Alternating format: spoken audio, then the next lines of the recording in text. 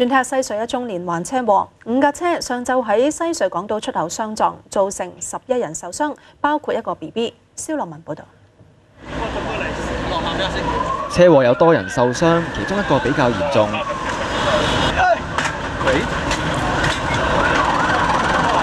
消防員亦救咗個 BB， 佢表面冇受傷，交咗俾佢親人抱去醫院檢查。而有個女人頭部受傷，即場包紮後再送院治理。架紅色小巴被撞到成架打橫，壓住2條行車線，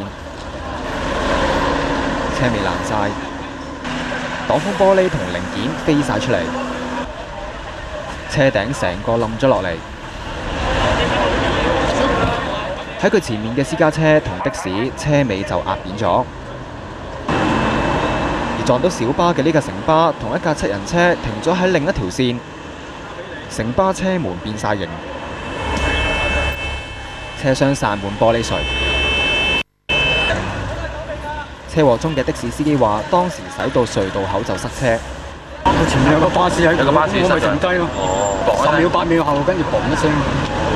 發生意外大概半個鐘到啦，隧道公司已經即時安排啦，開放翻1條行車線，咁俾隧道嘅車咧係可以經呢度走，咁疏導交通擠塞嘅情況。有線電視記者蕭樂文報道。